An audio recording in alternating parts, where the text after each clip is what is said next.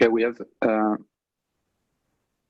almost 10 people that are registered now. Let's wait a little bit and let's do it.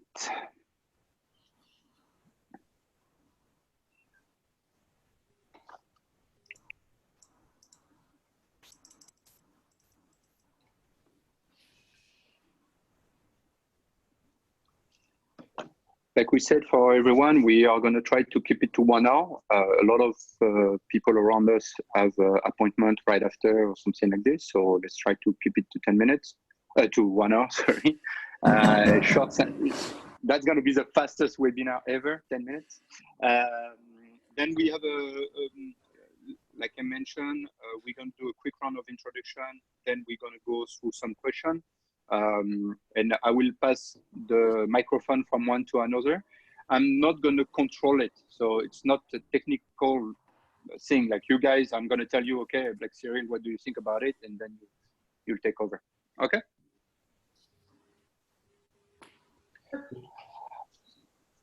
All right. So is everybody ready to get started? Yep. All right. So thank you very much for joining us this morning. So we are very happy to have a pretty big panel today with Alexia, Cyril, Romain, and Stefan. Shall we say Stefan or Stefan?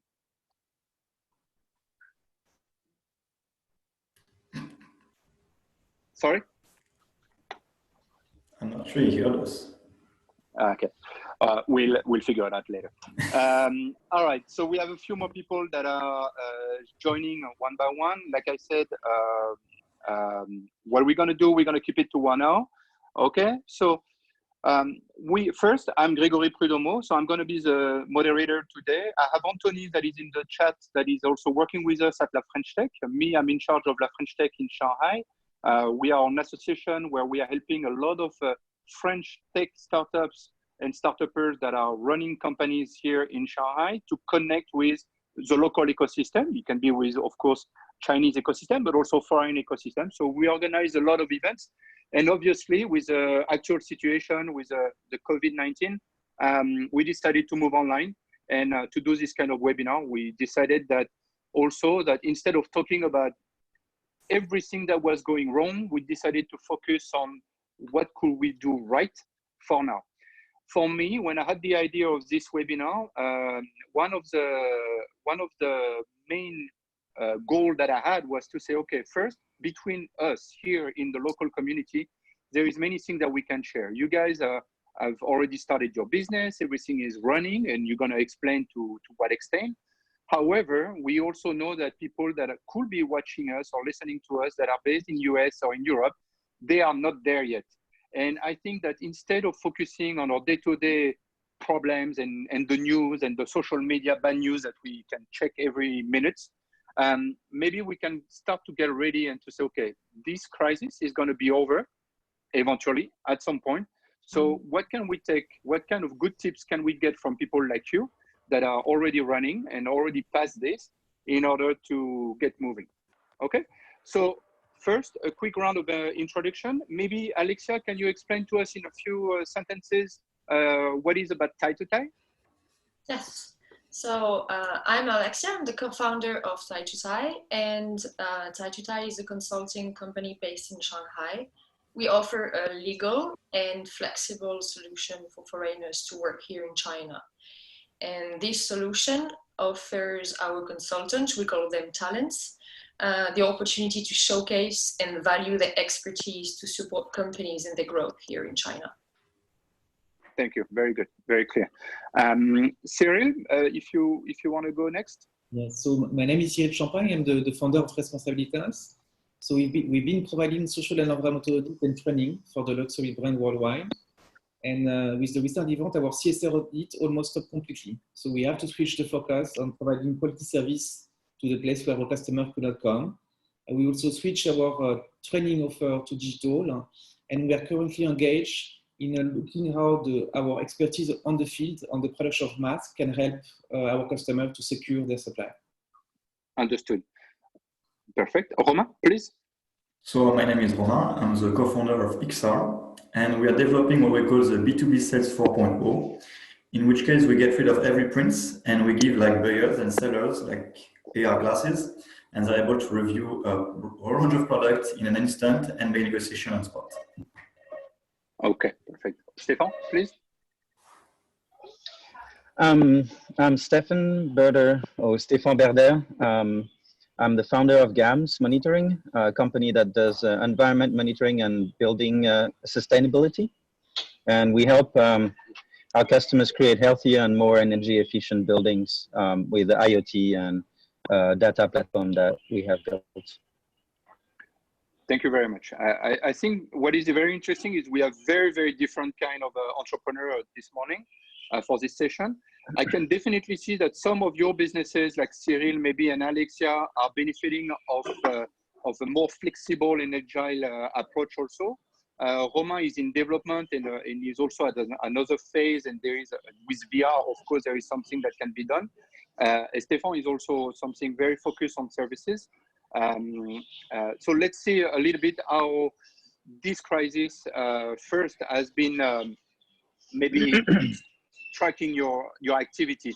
Can you explain to us a little bit what happened to you? Like when the crisis started, what changed in your day-to-day operation? Let's start with you, Romain, for example.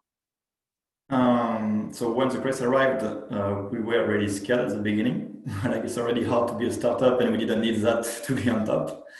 And the fact is, like all our employees, they were in their province, away from Earth, and stuck there, no way to get back to work. So we completely switched what we did so far, the way we work together. And it has been a really interesting experience so far. And just because of that, everyone was involved. We actually changed our product because everyone tried it before. It's not just everyone doing sports, you know what I mean? And this is a very completely different way to work as a startup I've done before. Of course.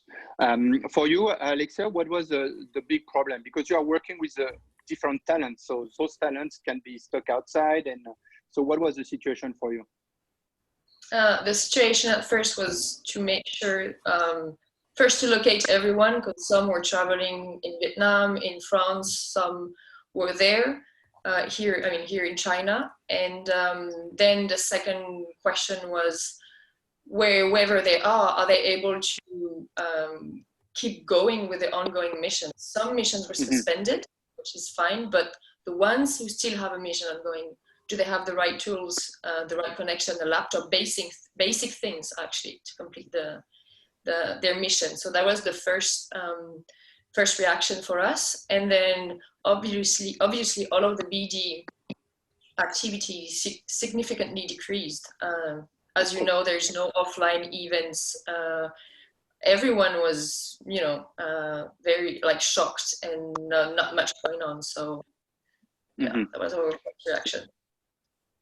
Thank you. Stefan, maybe for your activity, what was the most, what blocked you? What struck you?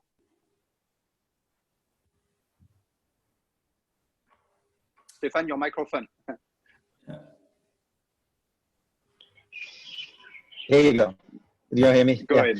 I think there are two things. The main difference with, I think, most of the people is I was already working remote.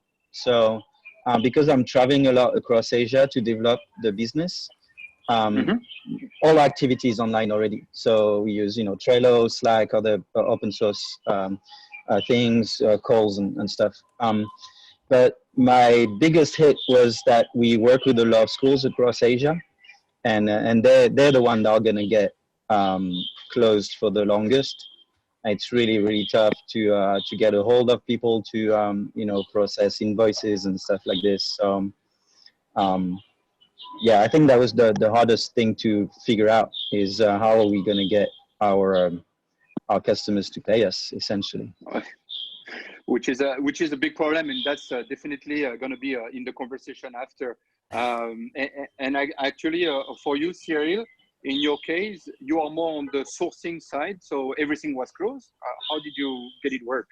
Yeah, so it was complicated because when you do social audits, you need to have someone to travel to the factory location. So the people just not travel. So, and we anticipated that will last for a while. That means the activity will not come back soon. So we try to split the team. So we have our sales channel manager that go to Vietnam to follow the project there, and we have our sales that move from Shanghai to Europe in order to be closer to the customers. We try to reduce the team, the footprint in China to go to other countries. I understand. So basically, and maybe Cyril, you can continue on this. What is the main focus? Like, you need to keep your business going, and of course at the beginning you are yourself, like the motivation is very difficult. You are focusing on what is going wrong and everything, but at some point you say, all right, we got to go over it and we got to get the business running. We have clients waiting for us, we have employees around us. So what was your main focus? So, I mean, the first step is about your employees. I mean, you want to make sure that every employee is safe, that they have sufficient equipment. That's really the first step, let's say, for the first week or so. And then you try to get closer to your customer to understand the situation. You don't want to leave them alone in those difficult times. So, and to have, let's say, stronger communication with them. And then in our side, at the very beginning of the stage, we want to go to the European market, because we will imagine that the activity will go down. So we expect that activity in Europe will compensate that downside. I understand. Alexia, on your side with the situation, you are working on putting people in touch between the talents and the clients. So what was your main focus? I agree with Cyril, actually. The first thing you focus on is your employees. And once you know that they always say have the right tools and everything, you can focus on your customers. And with the flexibility that we offer, it's something that they need more than ever. Do they have a staff that is like, it's, you know, in Vietnam with no computer? Do they have someone who needs to do full-time homeschooling with their kids? But their business needs to go on. So can we help? Do we have a talent? So that's what we decided to really keep the continuous communication with prospects and talent to see how we could support them during these uncertain times. I understand. So for you, Romain, like, how did you drive your business in this situation? Because of course there is a focus. You have your team that is working remotely. So what was the main, like, how did you operate every day? Thinking that we want to share some good tips, you know. So at the beginning, we didn't really know what to do. We are like, it's just a long holidays that usually pass, didn't go away. So we started to set up every tool we do in a remote way. Like what we used to do offline has to be done online now, and we have to find a way. We're a bit lucky on our side because we are working on augmented reality. And this is a tool that can help doing this, even for your internal communication. And therefore, we switched everything we had online, involves the team a lot, and a lot of communication is very important. We had some people that were stuck in their roof in the village where they were yelling every day, 24 hours, do not go out. And being there for them is actually very important if you want to keep on the operation. Okay. For you, Stéphane, how did you operate it during what was your main focus and how did you operate it every day? I think the first thing that we focused on was cash flow. Just making sure that, you know, quite simply, we need money to function. So if we can weather that crisis, then maybe we'll get out of there, you know, better, or I don't know, leaner. And you know, I think that was a discussion with the team about reducing salaries, or at least holding salaries. I don't want to cut the salaries in a way. I hope I'm running a fairly fair business with my employees. So it was just a question of having an adult discussion with them and asking them, you know, for the sake of the business, if we want to have something to work for in the next 3 months, maybe 6, we need to reduce the scale of our operation, or at least the cost of the operation. Did you get a good answer from your team? And then I think to keep it, everybody was on board. I'm quite lucky to have a team that is quite dedicated to what we're doing, because there's quite a strong social or environmental aspect to what we're doing. So people are quite motivated by this. And yeah, actually some approached me right away, said, we need to do something. They knew that was coming, so they just, and I also operate with the communication. So I like all my employees to feel free to come talk to me about whatever they bothers them, right? What do you think now, looking backward a little bit, what do you think you did wrong? What do you think you could have done differently and you expect that you would have started earlier? I ask Stefan personally or anyone of us? Yeah, no, I was asking Stefan, jumping on Stefan answers. I think he froze actually. Maybe he froze. So Romain, since you're talking, what do you think you did wrong in your operation? Like there was something that could have done better earlier? Clearly earlier, I was very late to react to the crisis. And we're like, we'll keep it offline, it will come back to normal. And because of that, we didn't drive the client needs, we didn't help them on time. And we switched like a couple of weeks ago with the new solution we're offering now. But it would have been way better for everyone if we had that a month, 2 months earlier for us and for our clients that we're supposed to help. Okay. So the impact you think is going to be better? Did you try different things that didn't work, or you right away switched to this solution? Oh, we tried different things. Maybe we can just focus on one online solution we had that didn't include all our tools, but it's not enough added value.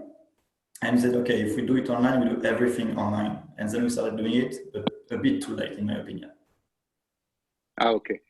What about you, Alexia? How did it turn out? Like something you did wrong at the beginning, you wish you would have done better? Yes, obviously. I think when you have a startup, at least I focused really on driving growth because, you need cash, you need clients. So that's what you focused on. And you think about the risk, you think about regulation risk, economic risk, financial risk, but we didn't think about this risk. This scenario, that big health hazard, they didn't cross my mind. And I think if we had this in mind, then maybe we would have been more, let's say, prepared, because obviously the scenario would have matched the reality, but at least we wouldn't have reacted, just acted because we were prepared. So as a startup, I think I didn't think enough about all of the risks and especially the health hazards. That's something we're probably going to discuss again after, but I was also myself interviewed recently, and one of the conclusions was that this situation is going to happen again, right? Definitely. Sadly, this is going to happen again. There was a lot of research surveys that were done recently, and we see all these bigger companies. We are all little, medium-sized startups, but bigger companies, they all have a crisis management team. They have all the process in place. There is a lot of things already that are working. And that's exactly what we are talking about here is like, how at all level can we do something right now? And what can we pass to the other people that are not yet out, like I was saying in the introduction. And for you, Cyril, like what did you do wrong from the get-go? Well, it takes us a little bit of time to realize what was happening. That means we were some project going on before the Chinese New Year that was scheduled after the Chinese New Year. And so we got a little bit of activity running from before that was a little bit transfer. But then the project start to stop. We got training organized. You can have a training because the people cannot meet themselves. So the project one by one, let's say, stop. And then it takes a little bit of time to put us in the mind of, okay, the situation has completely changed. What kind of needs should we try to answer now for our customer? So it takes a little bit of time to put it in his mind. And today, what we try to do is every Sunday, we try to see, okay, what is the situation now? what's in my focus for the next week, and we do it on a week by week basis, and we work like that. So it allows us to be more focused on what is the need for today, because suddenly you may have a news and the things completely change.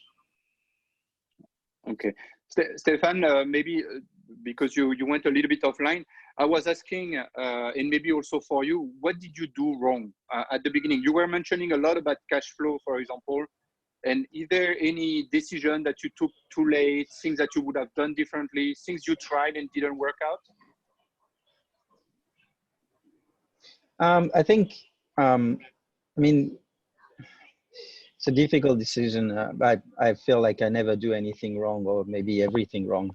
But I think reducing the operation cost was a decision we made a bit too late.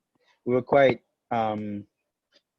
hopeful that some of our bigger customers would pay us on time, and then after a few weeks of back and forth, I think, 2-3 weeks in, I just realized that this was not happening, and we would just need to sort of,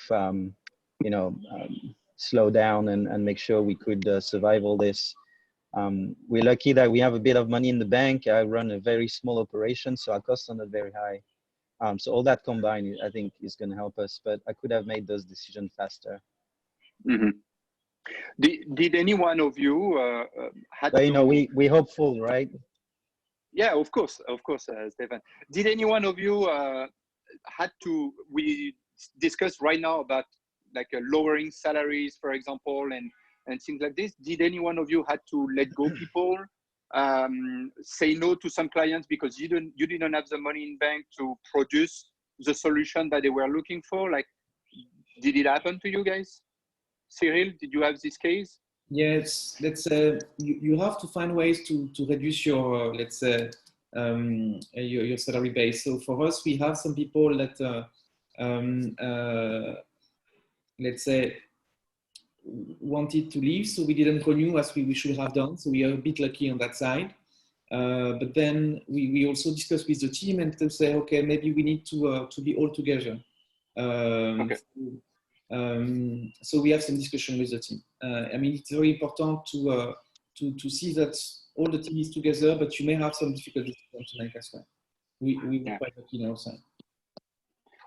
Alexia, did it happen to you? Did you have to do some rush decision? We didn't have to let people go because it's a flexible solution. So they necessarily don't have a mission right now, but we didn't have to let them go. Missions were suspended, but at the same time, we are in a way lucky because flexibility is what our customers want more than ever. So we've seen an increase of needs from our clients. So in a way, we've been pretty lucky. So actually, it's a good comment, and to go further with this, Alexia. So when did you think that you saw that things were actually starting, let's say, over for you? Like when did you see that, okay, things were picking up? Mm-hmm. I would say about 3 weeks ago, and it's more and more. But the feeling that we have is that people want business to pick up, but they still walking on eggshells. Is it going to last? Shall I invest now again? So yes, it's picking up, but it's very shy. Let's say that. Did you have Alexa? Did you have to change your communication in order to change the way you were presenting your services in order to reach out to new people that maybe never thought about your solution before? The one who knew really reached out to us because they knew about this flexibility. But and the prospects who don't know us right now, we really stress on this flexibility. That's something very important right now. So we changed the communication, but it's really our core value. So understood. Romain, what about you? Did you see things picking up? Do you consider that things are starting for you, or what stage you are? I tend to agree with Alexia. About 3 weeks ago, people start picking up, but not on the traditional business, but what can we do new now that will be avoided the next crisis like this one? And people are starting to think about this now. I just hope that we still keep thinking about this in the weeks to come. Mm-hmm. So 3 weeks ago, just for the record, we are talking about mid-March, more or less, right? Yes. Okay. Cyril, are you aligned with this? Like, when did you start? Well, I think for us, the normal activity will come back maybe in a few months. Let's say maybe in June or so, because then our activity is very related to the order purchase. So lots of stores have been stopped in Europe, so that means there's less I would say less purchase. But in this time, well, some activity, let's say, for customers that do items for maybe Christmas and so on, and the activity is continuing. But okay. So our bet is that for the coming 3 months, we are going to help our customer to work on the crisis, and then we'll be stronger when the crisis will end. Yeah. For you, Stéphane, with you were mentioning that you had to travel a lot technically to do BD and everything. So, and I know that I believe you are working also remotely, but how is it working for you right now? And when did you, of course, you saw maybe a slowdown in your activity, but did it pick up already? Like, do you feel like things are starting? Yeah, I think we have some good partners in the US. So you need to understand how we work. We work with a lot of solution providers for buildings, are providing, you know, HVAC systems and.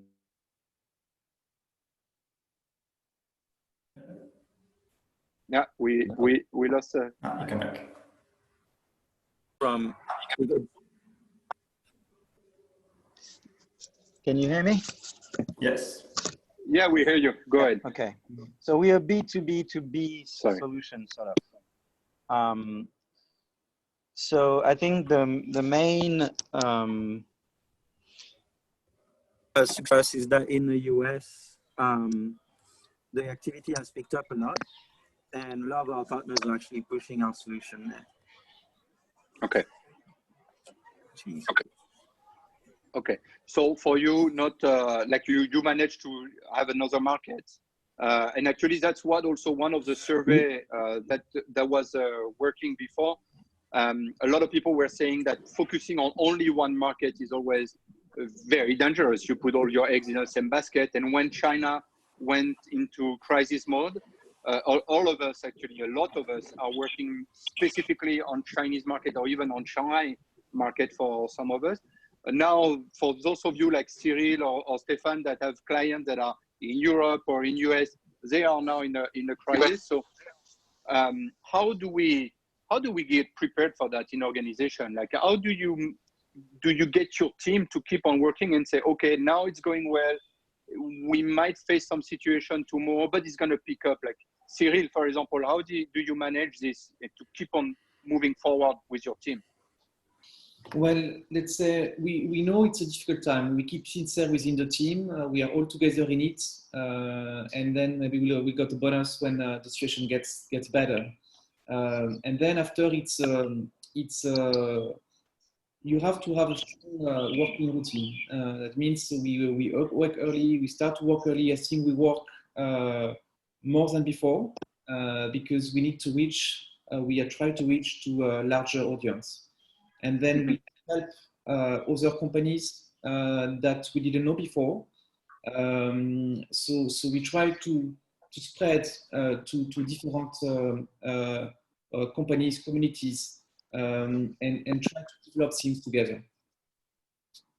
Okay, and so when we prepared this webinar, a lot of one word came back to almost all of you was hope, of course. Alexia, you mentioned a lot about this. How do you manage to transfer the hope that you have in your guts to your team? I would say that I didn't have too much to share it because everybody wanted to hope. I mean, who wants to stay desperate for days? of course, the beginning was, you know, reacting, fear, but at some point you want your life and your business to go back to normal. It will not be back to normal, but you want to hope. So I would say everyone wanted to hope, and everybody wanted to fight for the business. So I've been pretty lucky once again that I didn't have to motivate them and, you know, to be a public speaker every day, motivation speech. Everybody wanted and is hopeful. So okay. Romain, for you, did you change anything? How do you keep your team working and being focused? As I said before, like the fully online solution, and also the way we involve them is like, guys, we're a small startup, crisis hit us. How do we do to survive? And because of that, like a lot of involvement from their part, new solutions, and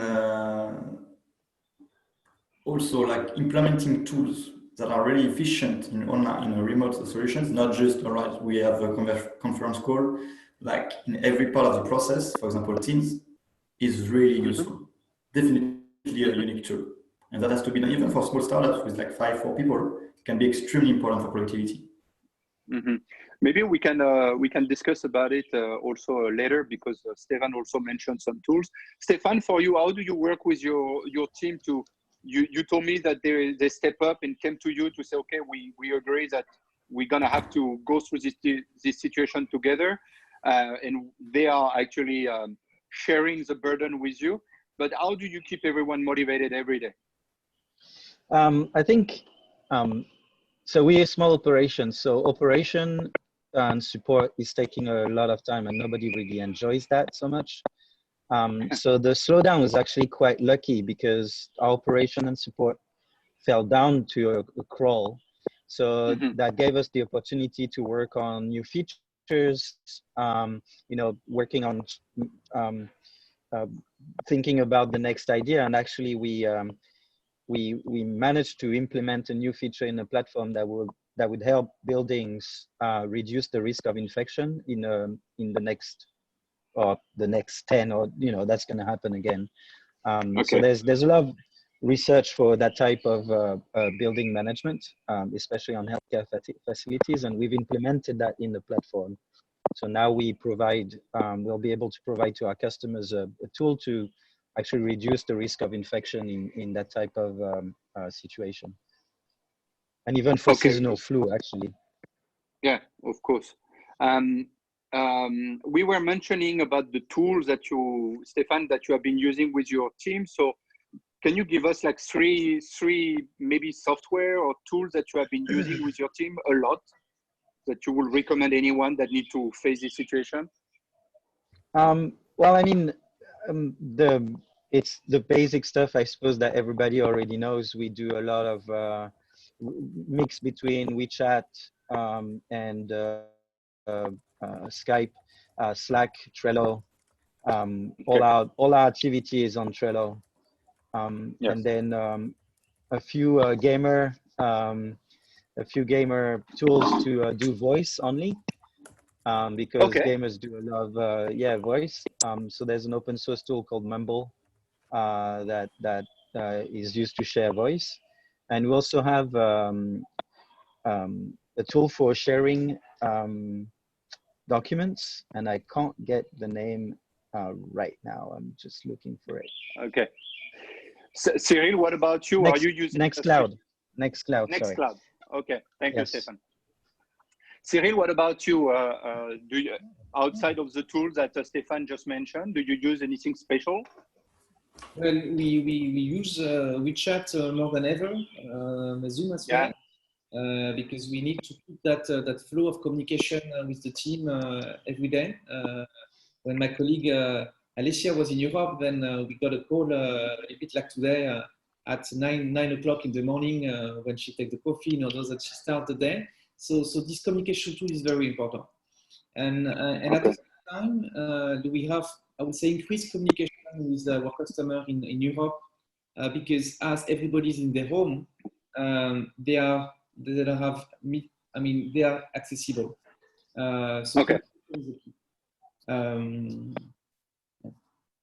Okay, very good. Alexia, do you use to manage all your talents, and do you use something else, another tool? Yes, we use MindMeister. I don't know if you know it. It's mapping, Yes. and it's been pretty helpful for us to operate business development, especially. So you use it to map the process, or how do you use it? We map the companies we've been in touch with, where we add, and you can add hyperlinks. So there are summaries linked, but at least we have an overview of our prospects and clients. It's been pretty helpful. Interesting, because I would never have thought about this tool for business development, actually. So good point. I'll look into this. Romain, anything else you want to share on the tools that you mentioned already? Except Microsoft Teams that you can completely implement with like other modules, like for example GitHub, which is a must-have for development. And the goal is just to have one platform that gathers all your tools. For example, I'm using HubSpot for the sales development. It can be integrated into Teams. Same as like GitHub, it can be integrated too. So every part of the company is inside the same platform. Pretty useful. Okay. I understand. I have a question that is along what we are discussing about right now from Gabrielle GS, which is saying, just for general knowledge, what is a platform that is good to use, such as Zoom and Microsoft Teams, which has minimum issues on privacy data and an environmentally lower impact? Sorry. WeChat. WeChat. It's a joke. Thank you, Stefan, for listing the different tools. Anyone has an answer for Gabrielle on a better tools than Zoom and Teams that could be working in China? Would be better even? Well, if it's respecting privacy, it's probably not working in China. Okay, clear enough. Fundamentally. Okay. But you have tools like Signal or Telegram that are, working well and safe. Yeah, indeed. Telegram, a lot of people have been using this also for other industries. Okay, maybe to go back to the conversation also, talking about the impact and everything. Could you tell us, Alexia, what do you think you did right? Like you say, I'm very happy that I actually took this decision because it turned out to be, maybe it was luck, maybe it was just experience, but what did you do right?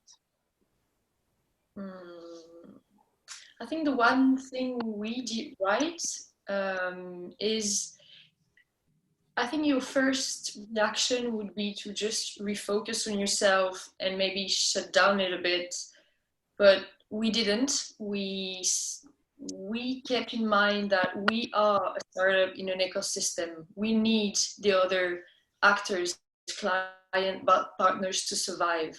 So by keeping this continuous communication with them and to work and brainstorm how we can get through this together, I think we did the right move. Well, I hope we did the right move, but it really strengthening partnerships rather than just shutting down everything and just hoping for the best. Okay. For you, Cyril, what did you do right?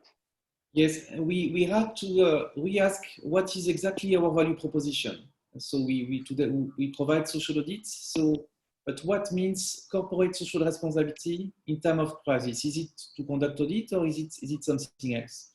And then we come up with the conclusion that the social responsibility for corporate lies in how you collectively work together in order to find solutions. So how we as a company can also help to work on the issues. And because we got some knowledge on field on how to produce in China, so maybe we should develop something on quality for the mask industry. That's how the idea come up to our mind. Okay. This is also very important. It's to refocus and try to understand really the core business, the core values that you are working on and the value proposition that you mentioned. Romain, for you, was it something similar? Pretty What much did you do right? I kept calm. That's the first thing I did right, and just trying to calm down the clients, the prospects, and show them that there's always the most.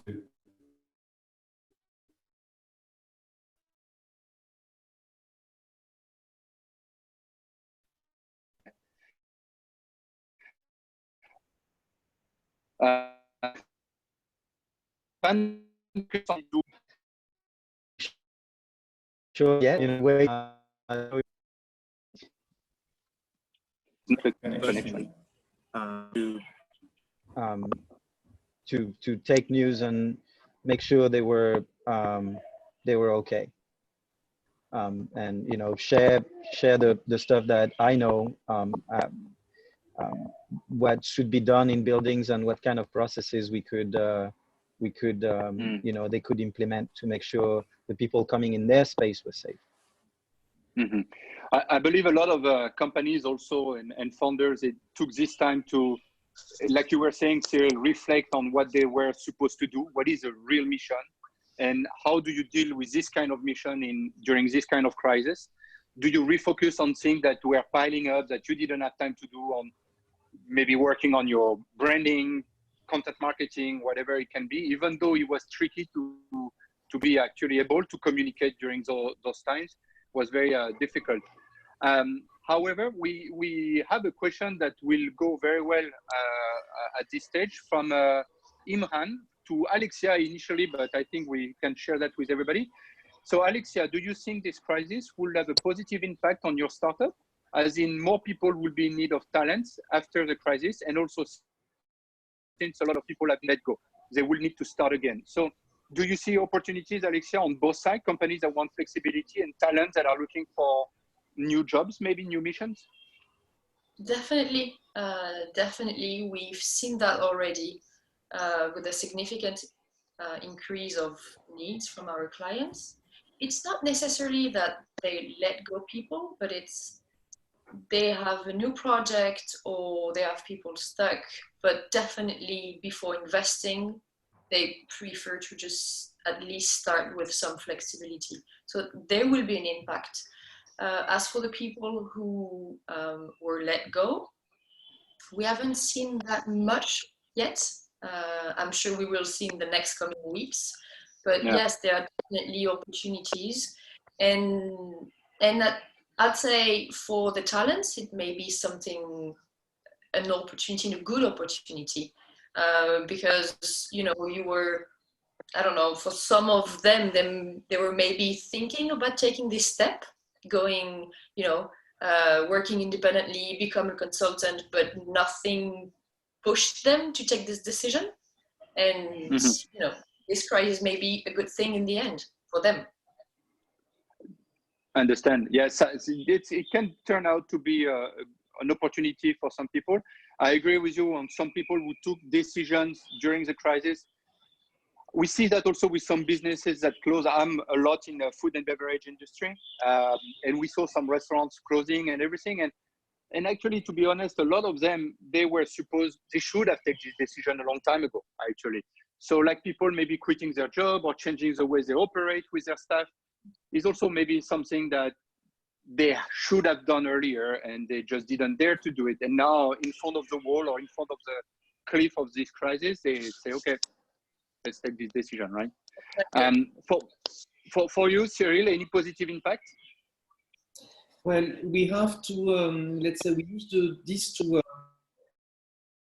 newsletter to try to think about the situation. And we reach also some brands in Europe quite early, explaining how the situation was evolving in China, what was possible to learn from the Chinese entrepreneur, that many of them completely stopped the business they were and tried to start either to do masks or do something to help the global society.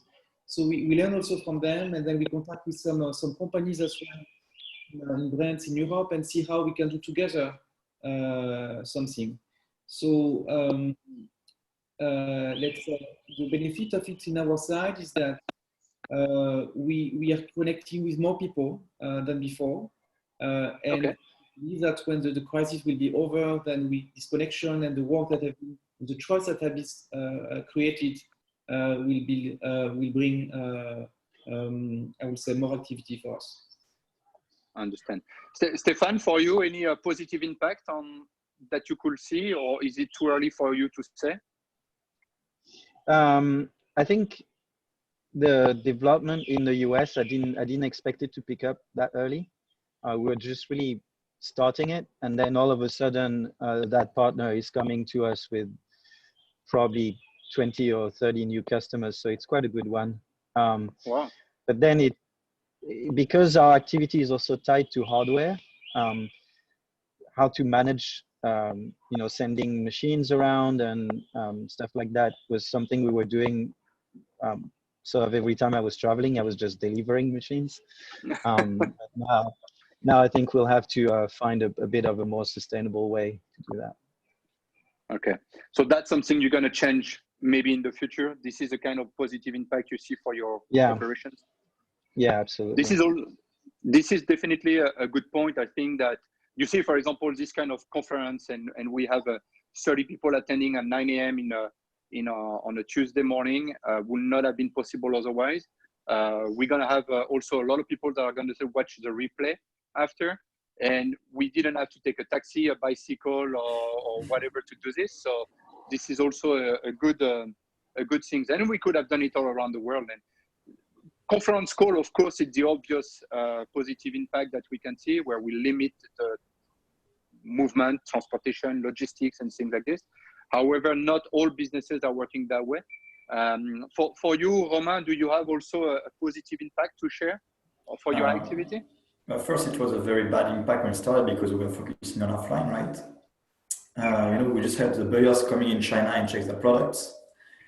And the way we had to change, like you just said it now, positive impact, like force us to, against the wall, do something.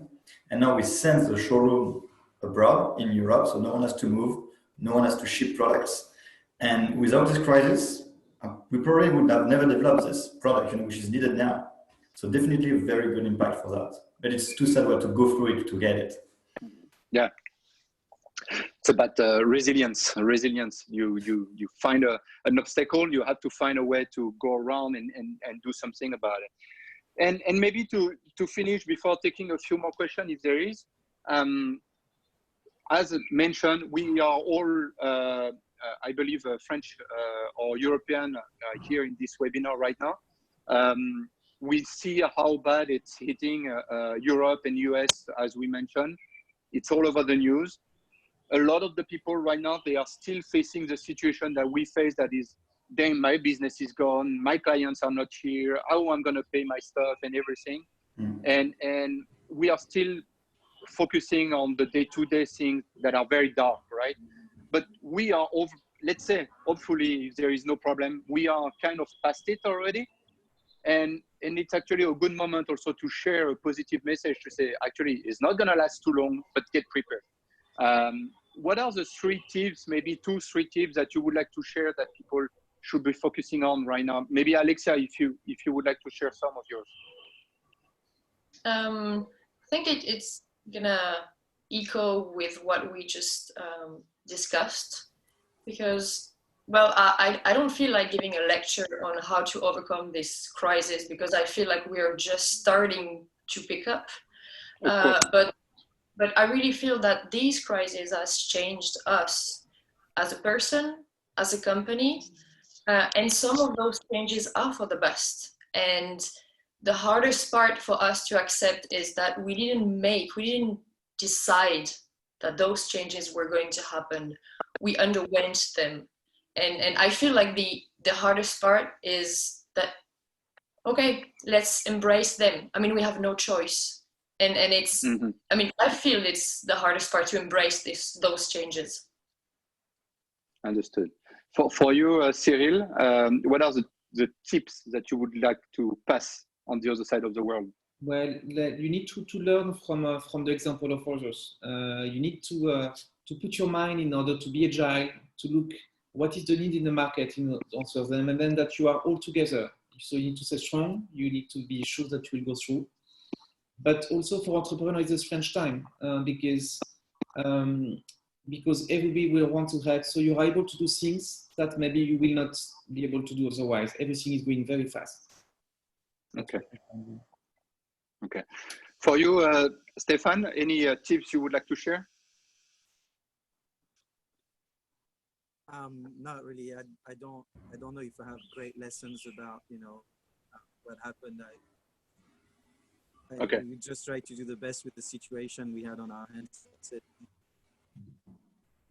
But like it's funny because a lot of people, they were saying, oh, take this time to sleep better, to do meditation, all these kind of things where learn something on Coursera or whatever platform. But to be honest, I mean, I don't know if you guys try to do some of those things. I'm not so much into meditation and things like this, but into learning something new. It's also very difficult to get focused because you have so much noise around.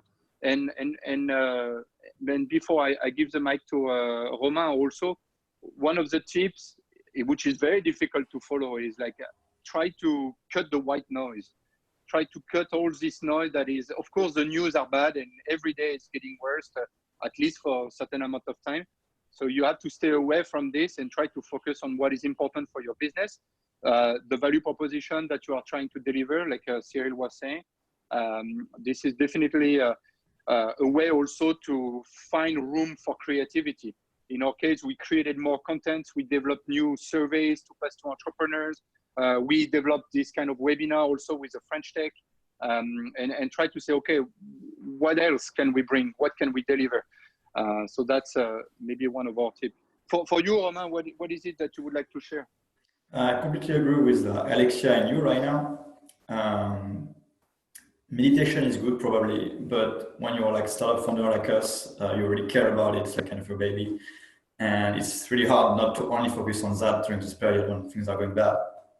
And the way to react is actually to, as I said, embrace it. Because it's always against the wall that you will find the better version of yourself. My opinion. We have a question from Céline Pozobon. How do you see the recruitment dynamics for your companies now? Cyril, are you planning on recruiting anytime soon? Is it changing anything in the way you're going to do it? Well, the first reflex, let's say, will be to go to part-time. So a little bit like the solution of Alessia, that let's say project and you hire somebody for let's say for the duration of the project. But then in our side, we can also create some services.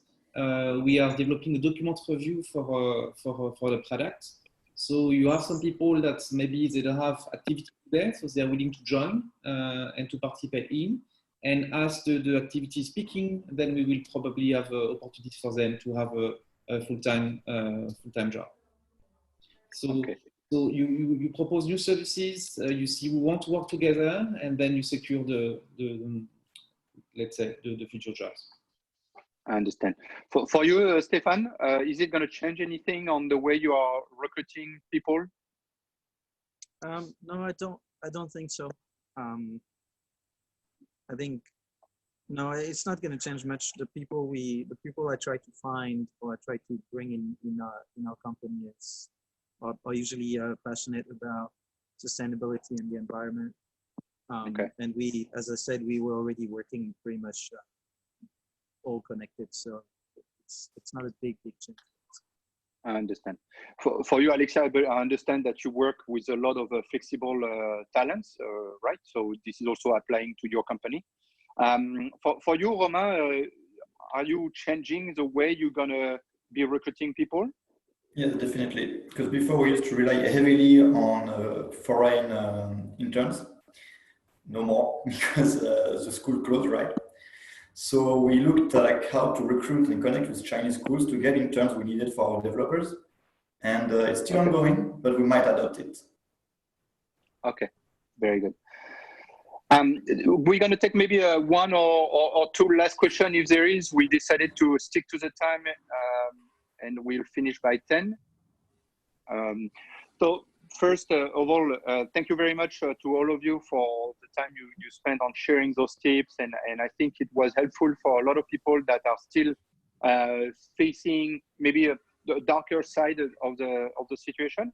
It looks like things are going pretty bright. I mean, I don't see any one of you that is very down right now. Maybe it's due to the nice weather that we already have, but things are moving forward. Things are passing. Yes, it was 2-3 months that were a bit tough, but eventually we managed to go through it. All our companies, all your companies are still here. You didn't fire anyone. You apparently still have what it takes to keep on moving. Yeah, we would have expected to maybe have a better timing in terms of operation and more money and cash flow and all of this. But at the end, it could have been a lot worse. We know a lot of people around us that maybe had to close down shop, and we are lucky on this. So maybe one of you has a question for the others, guys? Yeah, actually, I have one for Cyril because I kind of know quite good his business, and I'm really glad he managed to make it. And I wanted to know, like, what's your biggest take on what you did in this crisis? Let's say you have to look at your activity in a different way. So for us, we have to look at what was our value, and then the thing we were doing before was not relevant today. Let's say we could try to get social audits from a customer, but does it really make sense? So what does make sense, and how collectively to work together? So we are discussing now with some also other tech startups in order to bring new solutions. So we are exploring partnership in order to provide new value to the market. So that's well, if your previous proposition of value is no longer adequate, then you need to have a new proposition of value. Before. Thank you. I have a question from Zaroui Sabri. All the companies are facing the same trouble. Meanwhile, many of them are using the same way to communicate and secure their customers. So actually, how do you guys are doing to make the difference with others? So basically, like one of the main issue here, what Zaroui is saying is it's about the communication and securing the relationship with your consumers, with your consumers or clients that you could have. How do you stand out? Like, how do you think you are making it different? Because of course they are approached by all their suppliers right now. So how do you make it sound different? Romain, do you have an idea first? I think you have a good representation of this situation with all of us here. You had like my neighbor from the right. I don't know if you will see him, but it changed his product, it changed his value to have a better adequation with the market. My neighbor from downstairs, he developed something for like sanity inside buildings, which is really needed now. I changed my product myself. I know Alexia did too. We all changed what we offered. And it's not just only communication, it's about value we bring that's completely different as before. Okay. Alexia, I think you wanted to share. Yes. Yes, sorry. I think it's just something, your relationship with your client or your prospect is not starting now. It's something you've been working on. So if if you've showed them that you share the same value, that you care, that you support them during, like, before this crisis, it makes sense then turn that to you. It's not a surprise, like, oh, now they care. We haven't heard from them in 6 months. So for me, it's not just this crisis. It's just since this relationship with your prospect or client or partner started, if it's a quality relationship, then, it makes sense even more during a crisis. Understood. Yes. For you, Stéphane, how do you communicate differently with your clients? I think fundamentally our product is here to help them, and especially it's health and sustainability oriented. So it made a lot of sense for us, for our customers to come back to us and ask questions. So we've had a lot of curiosity about how we could help them and what we thought about the situation. We're lucky enough to have found a way to sort of fit our product in the crisis. I'm trying to find the magical balance between not looking like I'm profiteering from a bad situation, but you know, we're working a lot on air quality, and fundamentally that's already what we do. I'm a bit of a bulletproof vest salesman. You know, I'm trying to make people safer, but when people have guns, it's better for my business. So it's a bit of a weird situation, but I think we're getting out of pretty positive. So maybe Stefan, to build up on this, we have a subsequent question from Zarui. How the CSR can be used wisely without being tempted to do just empty communication? So on the corporate social responsibility side, does it resonate to you? So yeah, I think maybe Cyril has a better thinking around this. We don't do a lot of CSR per se.